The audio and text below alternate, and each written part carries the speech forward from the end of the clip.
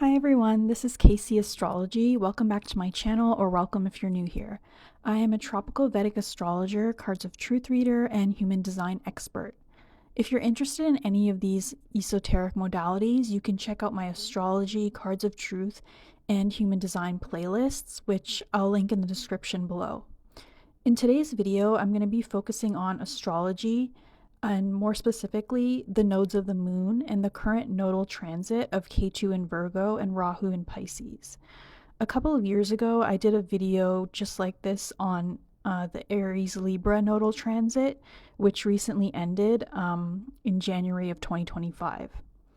And a lovely viewer, I should say, actually requested that I make this video on the nodes transiting through Virgo and Pisces so that they could get a snapshot of this nodal transit, because they enjoyed the last video of the Aries Libra nodal transit so much. So I'm going to do that in this video. And so let's get started.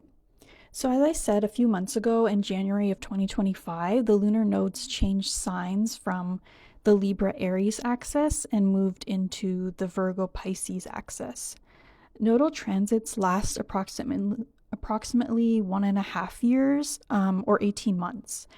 And so the Virgo Pisces nodal transit will take place from January 11th, 2025 until July 26th of 2026. In this video, I'm going to be talking about what it's like having Ketu in Virgo and the effects of that, because the south node in the natal chart, wherever or whatever zodiac sign it's in, tells us a lot about what we're trying to perfect in this lifetime. Or when it's a transit, like how Ketu is transiting Virgo right now, it shows us the areas in life that we're trying to perfect and resolve over the next 1.5 years. So the major theme of Ketu in Virgo will be trying to perfect and resolve person's materiality in their life and what it means to them. And this is because we've got materiality in an earth sign, which is Virgo, balancing with a water sign, which is Pisces, and that's going to be a more emotional, spiritual sign. So essentially, it's materiality versus inner life. The way that my teacher, my astrology teacher Ernst Wilhelm, puts it is that this is going to be a balance of work, which is Virgo, with relaxation, which is Pisces. So there's going to be this kind of paradox between working too hard, which is what Ketu in Virgo is used to doing, and not cultivating relaxation time or time to have fun outside of work and life responsibilities, which Rahu and Pisces desires to do, because Pisces is the sign of relaxation or escapism. So the paradox of the Virgo-Pisces axis is, do you live to work or do you work to live? Ketu in Virgo very much lives to work, while Rahu in Pisces very much works to live. So the really prominent theme here is one's work-life balance. The mindset that Virgo has is that everyone has to do certain things on Earth to deserve our place in life. So we have to do certain things to deserve our place in the world. And according to Virgo, the very least of those things is struggling to survive. Because Virgo believes that we can't live here on this earth without work. And if you just sit down and do nothing, you'll rot and die, according to Virgo. And so Virgo says we have to do work that's obligatory for us to even have this body and survive here. And that's Virgo's contribution. It's the work we need to do in order to deserve this existence and to be able to live in a body on Earth. Now, for those of you who are into human design and have followed my work on human design on my channel, you may be familiar with the gates of human design. And this sentiment of having to earn your keep and work for everything you get is actually very much in line with the gate 40 in human design, which happens to fall in the zodiac sign of Virgo. And this is the concept of needing to work to deserve the body you have. It's actually a not self theme of the gate 46, which is called the gate of the body, and that's another Virgo gate in human design. Then there's also the gate of conflict, which is gate 6, oppression, which is gate 47, mating, which is gate 59, and confusion, which is gate 64, and all of these fall in the sign of Virgo. And then opposite of Virgo, we have Pisces. Pisces is the sign which represents freedom from all earthly concerns, and it's the sign of liberation. So you could say it's about balancing work, which is Virgo, and liberation, which is Pisces. Or a even better way to describe it would be about balancing work and relaxation, meaning that relaxation is the opposite of work, and it's basically a state of complete passivity. And relaxation basically means non-work, so it's work and non-work. And of course, Pisces, is represented by the ocean, and so if you're someone who likes to visit the ocean or who likes to swim, you'll know that when you're in the water, the weight of the world basically goes away, and your body starts to feel very light, and you can float and you can relax when you're in the water, and it basically can take away all the tension. So that's why people really love to go swimming or jumping in a lake, or going to the ocean and going and jumping in the ocean for a swim. It can be really good for reducing stress and overwork, because water just tends to relax us, and it tends to relax people when they're just floating along in the water. And if you're not someone who swims, this could just be, coming home from work or coming home from a long day and taking a nice hot shower or a hot bath. This is the same thing. It's using the water, going into the water to relax and kind of let your worries and stresses of the day float away. So with Pisces, the desire is to immerse ourselves in that ocean, and it's all about relaxation and getting away from work. In Vedic astrology, all the planets represent a part of the working kingdom. And so Rahu and Ketu, or the North Node and the South Node, they represent armies. Ketu's army is the one that holds protection of the kingdom. And so it's the army which keeps the country safe, such as the police, the FBI, the Coast Guard. Any of those organizations would be considered Ketu, because it's the army reserves, or the army that basically stays at home to protect the country. That's what Ketu represents. It's about being stationed on very familiar ground, and what that entails is holding on to that ground, sometimes too rigidly for people of that country to flourish, or for happiness to grow. It can become a state that's overly policed. That's how Ketu operates, or the South Node. That's how it operates. It can be way too rigid. And so Ketu can only allow for certain things. And it's because he doesn't allow for the bigger picture, or he doesn't allow for the varying circumstances. And it's not allowing compassion and feelings of care and happiness to come above rigid rules. And it's not wanting rigid rules to be bent or even broken for the sake of happiness and growth. And so how does this all translate when the sign of Ketu being the army that holds protection of the kingdom, how does that translate when Ketu's in the sign of Virgo? Well, it can be a person who works remotely and someone who exclusively works from home and refuses to go into the office under any circumstance. That's just a mundane way of how Ketu and Virgo can manifest. And when that happens, when you have someone who, as I said, works remotely, and say, for example, they've been doing this for years and years, well, what happens? Basically, they've cut themselves off from the culture of their workplace. and they've cut themselves off from socializing, from team building, from attending corporate events. They've cut themselves off from the opportunity to network with clients and industry people face to face. They've cut themselves off from the office culture and relationships with their coworkers. And as you'll know, if you're someone who has worked in an office setting or even in a group setting, you'll know that developing relationships with your coworkers, that really can only be cultivated when you're there with them day to day, basically working together side by side, day in and day out. And so with Ketu and Virgo, and that person could be cut off from that intimacy of having a work friend or a trusted confidant at work.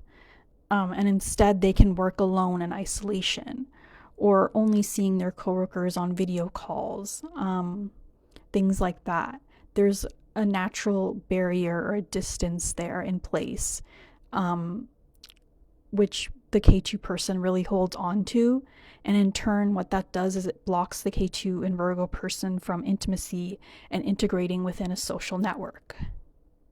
And the social network is what can bring the fun and the relaxation and passivity that Pisces really desires. Another way that Ketu and Virgo can manifest is that a person who either has Ketu and Virgo natally, or wherever Virgo falls for you in this in your own natal chart during this Ketu and Virgo transit, basically you can become a workaholic in that area of life. So this is someone who never takes a vacation or time off, and they basically live to work. Internally, they can have this drive to live to work, but then externally they can put on a front of being a sort of martyr who's slaving away against their will for the better good of humanity or their family or the people who support them, because they don't really know a better way. That's kind of how the Ketu and Virgo mentality is. However, with Ketu and Virgo internally, basically what's happening there is that their identity is completely tied to what they do for a living and their career. And especially the status, the power, and prestige that may be a perk of holding that title or career. That's very important to a Ketu and Virgo person. And that's going to be something that you find you become very fixated on wherever Virgo falls in your natal chart during this transit. And this is because Ketu is always striving for perfection. And it has such a hard time, again, giving itself allowances that detract from this so-called perfection that it has in its head. So Ketu and Virgo has a hard time allowing itself to rest, to take a break, to completely switch off from work. And this is because Ketu just does not want to make mistakes or screw up. And so he demands perfection from himself. But what he has to be doing is finding compassion for himself as well. And that's the way that the Rahu and Pisces will become activated. When Ketu and Virgo isn't able to find compassion for itself, that's when he gets stuck. Now, Pisces is the sign of escapism. So when Rahu is in the sign of Pisces, the focus isn't on one's work anymore. This is because Pisces is about getting away from work, which simply means putting relaxation of whatever kind that you choose to do at the forefront of your life. And so there are many different forms of relaxation that Pisces can represent. So for example, this can be going into samadhi, where your body gets completely relaxed and forgotten. And this can be achieved by people who meditate a lot. They focus all of their energy into meditation so that they can get to that place of samadhi. It's also called Kundalini and the rising of the Kundalini. So there's that form of relaxation, which is more spiritual, that Pisces can represent.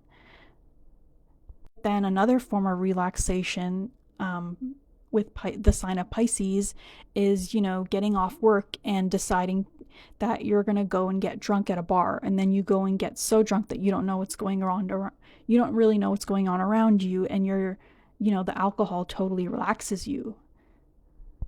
That can be another way that the sign of Pisces and Rahu and Pisces achieves relaxation. Another way is, coming home and taking a nice hot bath, or again, taking a nice hot shower. So there are many different ways that Rahu and Pisces can achieve relaxation. But all of these different ways are basically trying to achieve the same goal, which is getting away from all of the work and all of the responsibilities that we have to do while we're here. And so the balance between Ketu and Rahu is balancing the need for work, again, which is coming from the sign of Virgo, and then the reward of relaxation, which is coming from the sign of Pisces. And so some ways that we can kind of move towards more of the Rahu in Pisces rather than becoming fixed and rigid in the work of Ketu and Virgo is that we can find ways and methods in our life that brings the sense of vacation into our lives. So this, for some people, this could mean, watching a movie first to escape a little while for a couple hours. For another person, this can be doing a hobby that makes them feel really relaxed. And for others, it can be taking a vacation away from work. This is actually the most common way that a Pisces person relaxes. This is because the planet Venus is actually exalted in the sign of Pisces, and Venus is the planet of vacations. And so Venus in Pisces really loves to have a really nice, relaxing vacation where it can really recharge itself. And so it's really that thing that we want to do that gives us that vacation feeling and a feeling of blissful relaxation. And so Rahu in Pisces really yearns to be working for the purpose of being able to get what it is that takes them away from all of the work and travail of working in the world, basically. And it's whatever that means for that individual person. So Ketu's very good at doing the work that fulfills his duties, but he doesn't understand that the whole reason I'm doing this is that there's a whole world of relaxation out there for me. And there's a whole world that could give me happiness and peace that has nothing to do with my job title or my work or my responsibilities in life.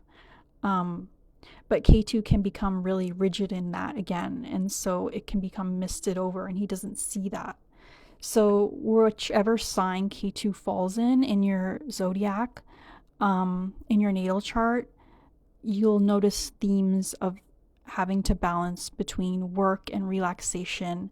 And actually, this is the signs of both Ketu and Rahu. So wherever the sign of Virgo, whatever house placement falls in the sign of Virgo, and whatever house placement falls in the sign of Pisces in your zodiac, there's going to be themes of you trying to balance between having enough outlets for relaxation in your life versus having to work really hard to, make ends meet or kind of keep up with your responsibilities, your life responsibilities.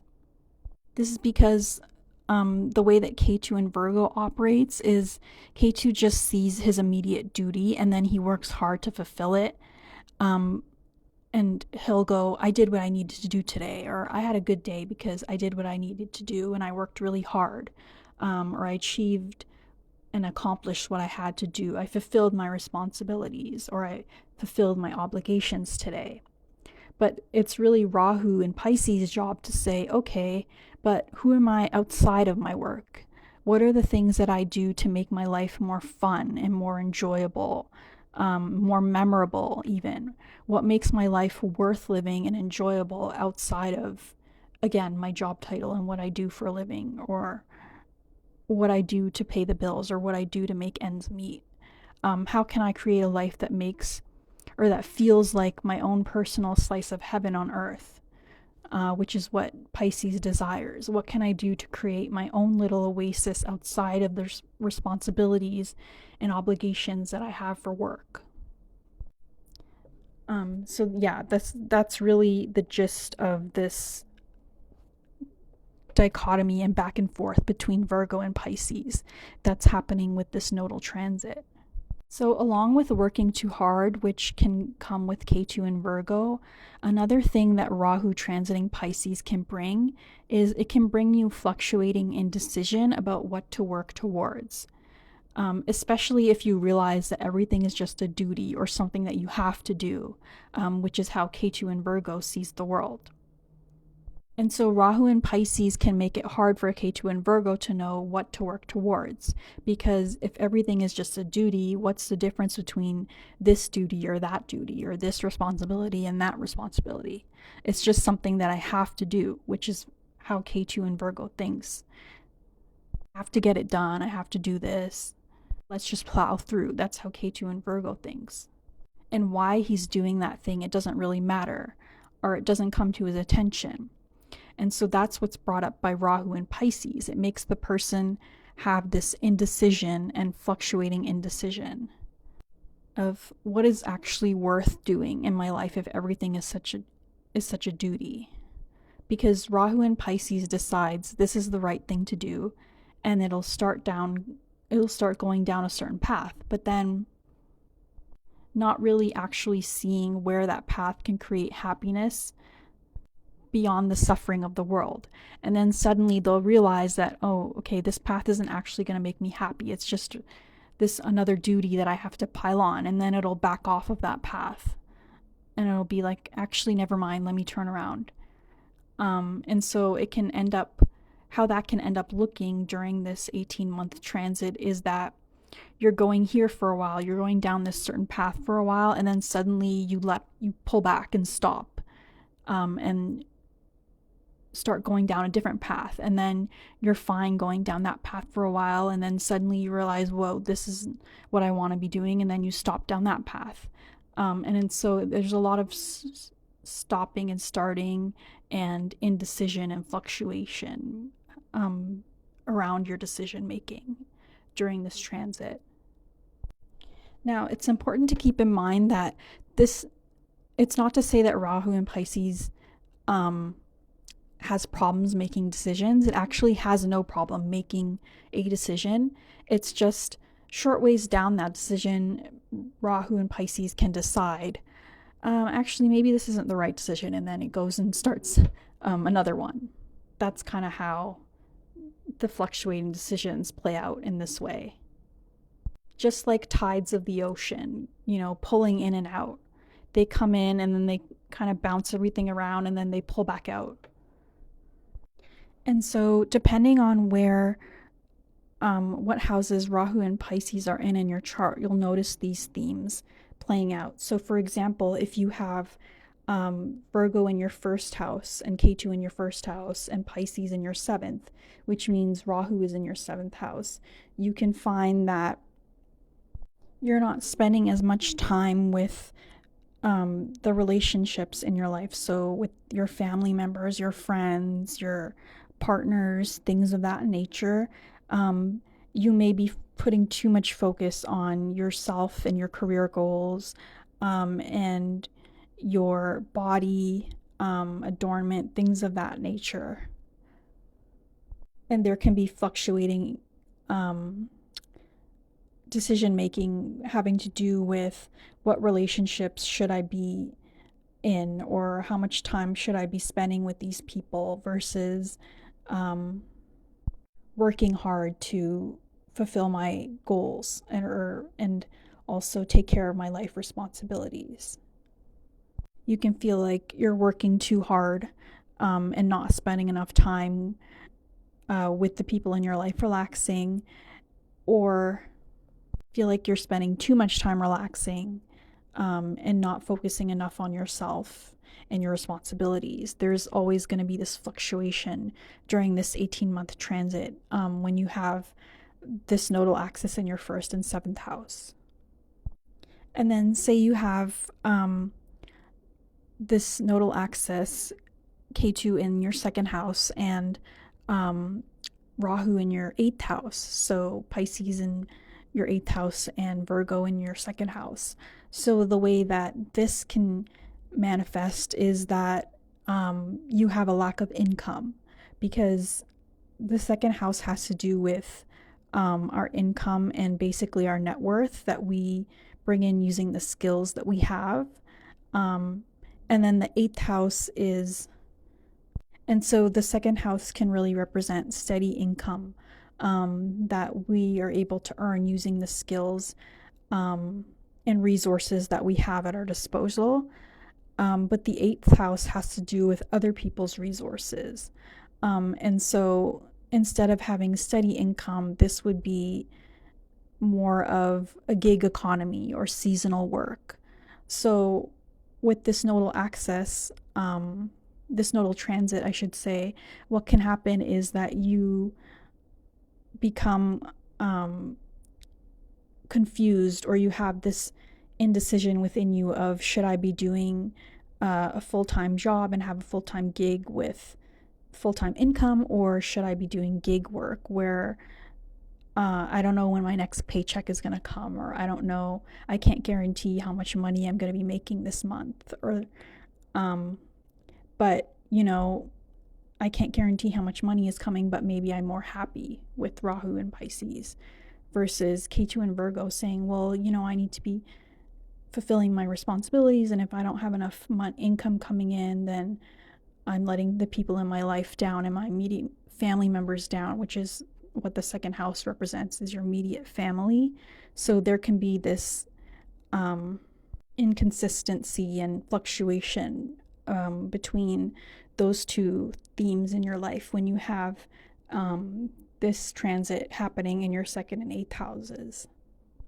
Say you have Virgo in your fifth house and Pisces in your 11th house. And so what can happen is that with Ketu and Virgo and your fifth, you can decide that you want to be creating art for art's sake. And you really want to start focusing on your art and trying to up your production in that, and just creating artwork.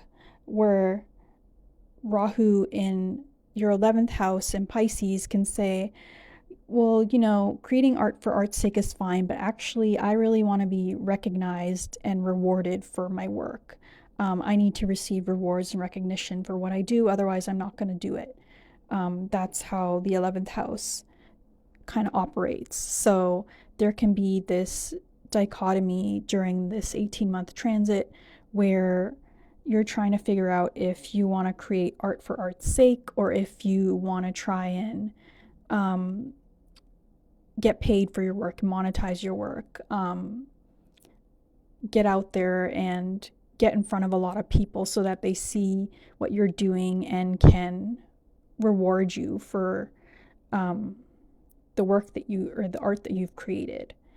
And so, yeah, those are just a couple of examples of how the Virgo, or how the Ketu in Virgo and Rahu in Pisces transit can play out depending on where these two signs are in your zodiac and in your natal chart.